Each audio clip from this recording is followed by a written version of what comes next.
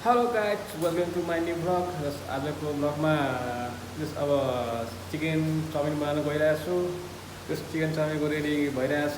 जस अब पानी तातिरहेको छ। जस चाउमिनको जस मसलाहरू यहाँ अब रेडी गरिसकेको छ। यो चाउमिनहरू अब यता छ हाम्रो पुरा मासु काटिरहेछ टक्क साथीले।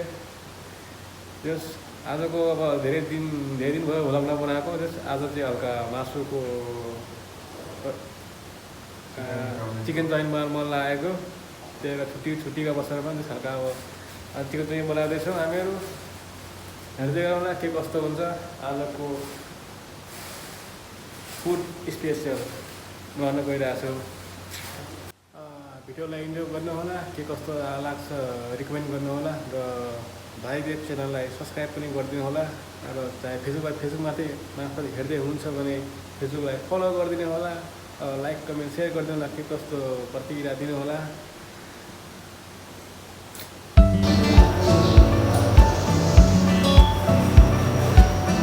त्यस मसलाहरू चाहिँ प्याजहरू ठक्क यहाँ पानी तार्दैछ। यता चाहिँ अब ठक्क चिकन रेडी भएर चिकनको सानो पिस भइरहेछ यता।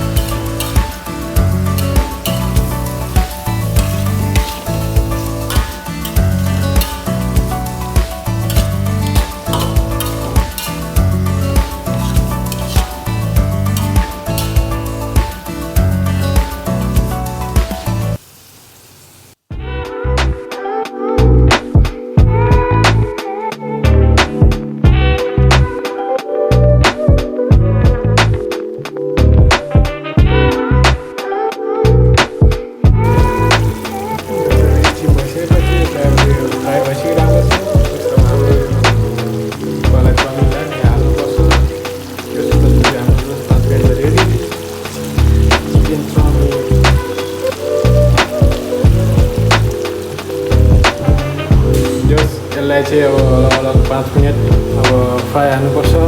त्यसपछि हाम्रो चिकन चाउमिन रेडी हुन्छ।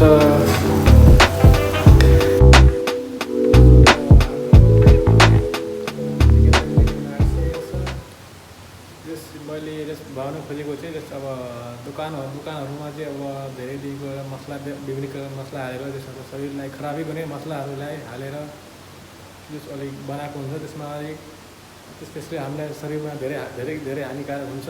त्यही भएर जस अब घरमै होममेड अब आफ्नै फ्रेस तरिकाले बनाउने ताजा खाँदा अलिक शरीरलाई पनि अलिक स्वास्थ्य अलिक खराबी नहुने खालको, अलिक शरीरलाई पनि अलिक फाइदा हुने खालको जस्तो घरमै आफ्नो घरको सामानहरू युज गरेर यस खानुको अलिक स्वाद हुन्छ, छुट्टै मजा हुन्छ। ल जो अब हाम्रो चाउमिन रेडी भइसकेको छ। 是的，是的。家里面都变成了。के राहुल कस्तो लाग्यो एकदम झकास फ्यान्टास्टिक चाउमिन गमी भइसक्यो रेडी